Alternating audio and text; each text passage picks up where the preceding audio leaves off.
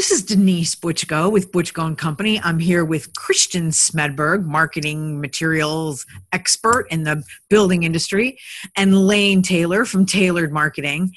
I'm going to let these two, we're talking about SEO today, separating fact from fiction. What are the myths and what's the actual truth?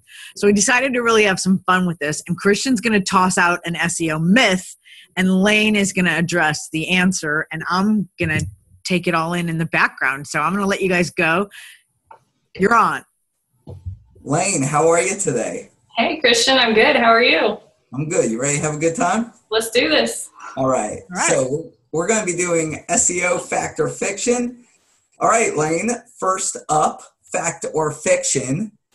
Google has a specific language. Do I need to speak it and be able to write it for me to do SEO?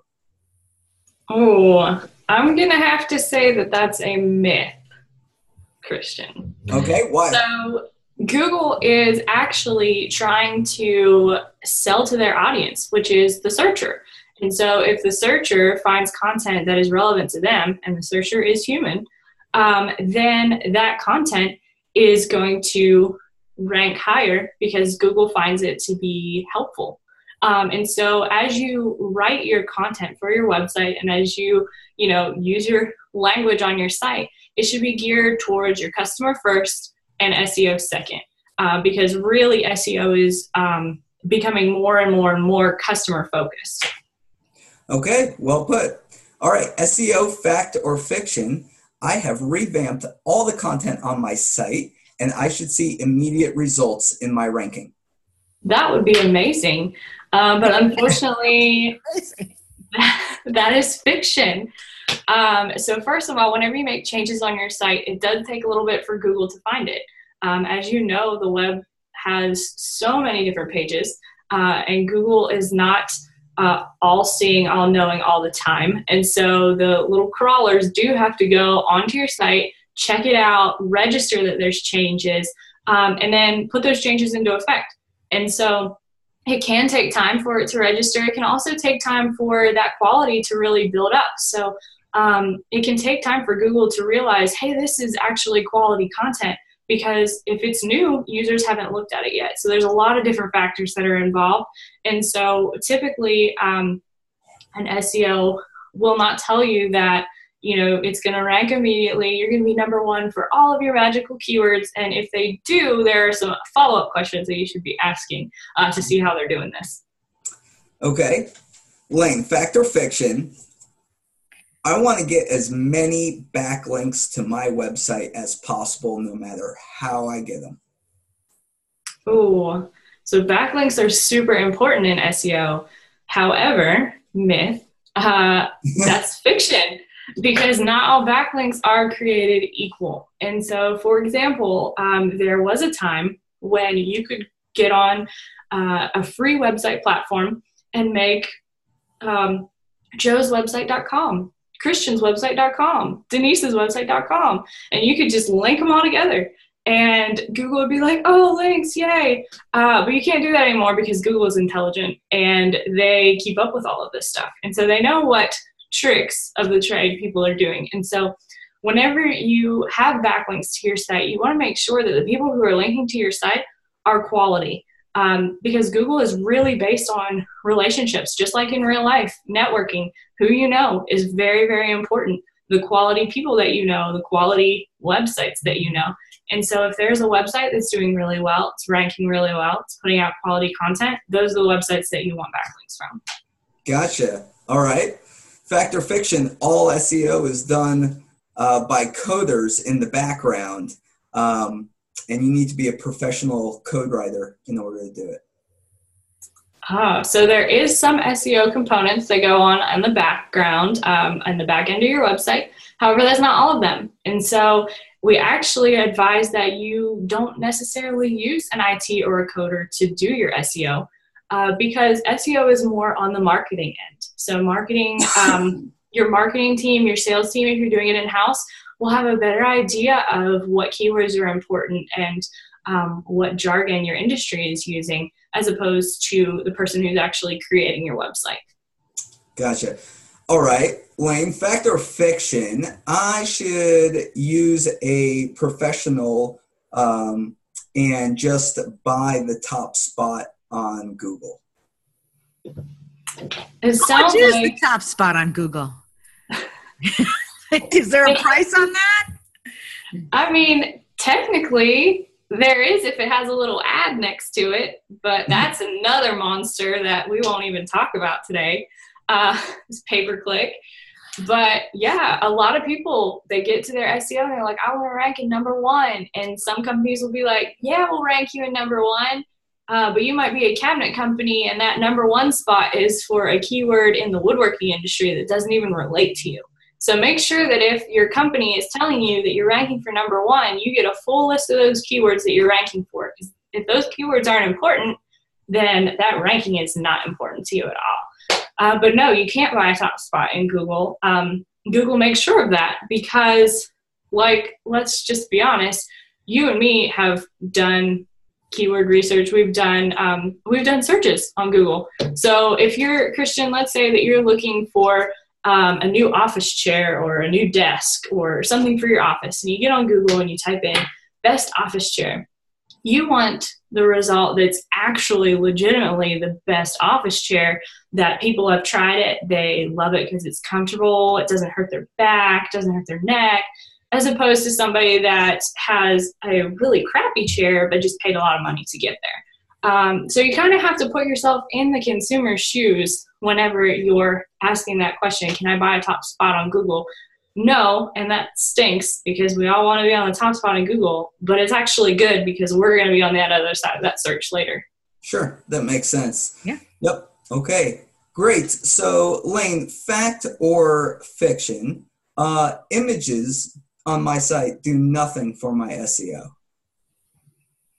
So Google does not actually see images. However, that is a myth. That is fiction.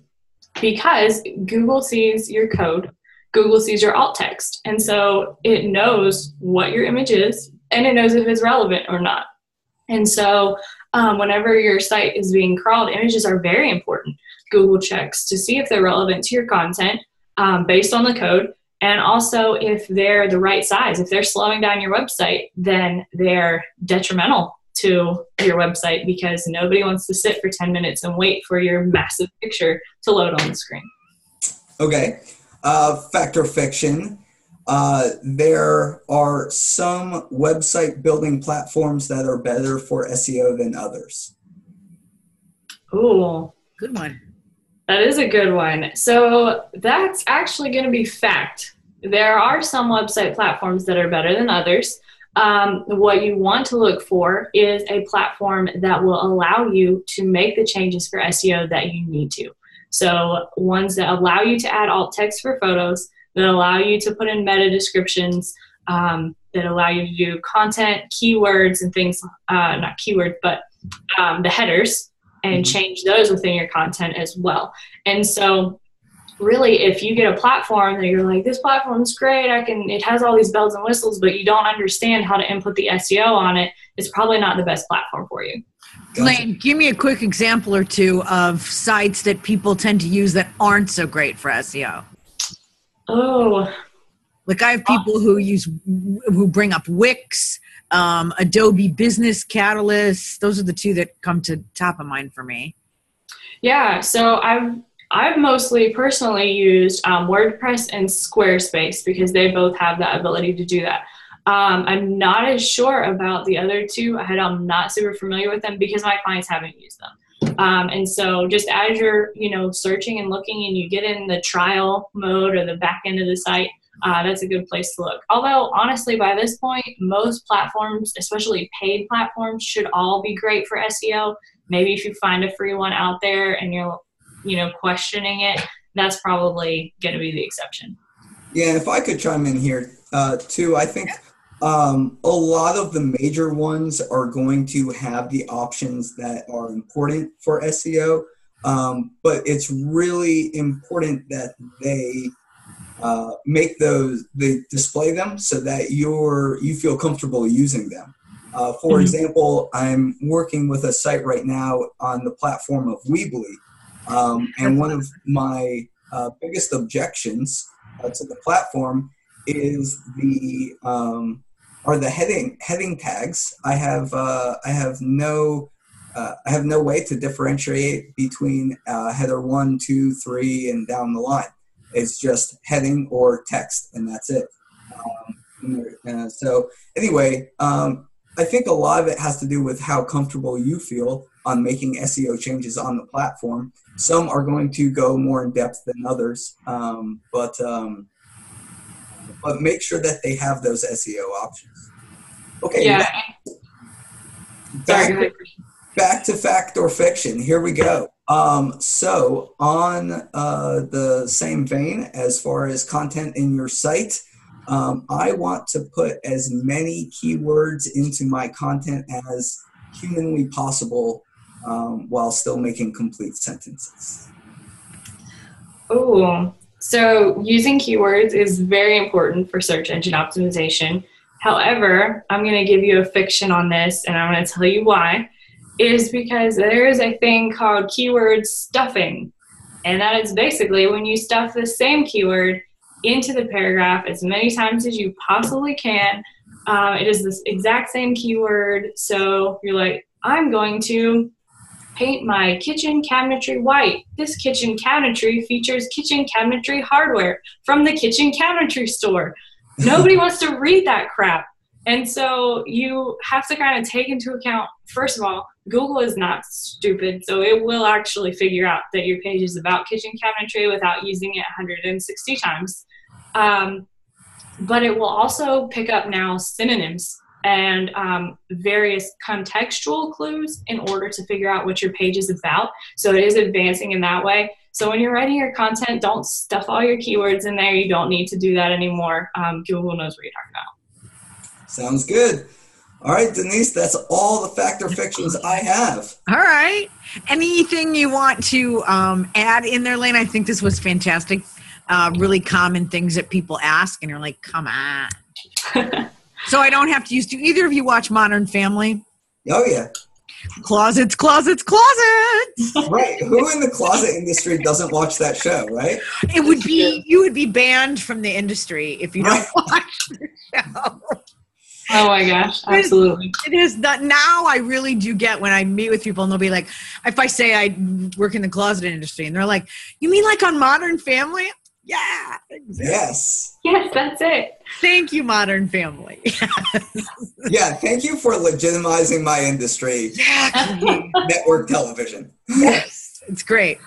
All right, thanks you guys for sharing all that fact and fiction. Again, that was Christian Smedberg and Lane Taylor. You can find them all over the internet, and happy to share this insight with you today.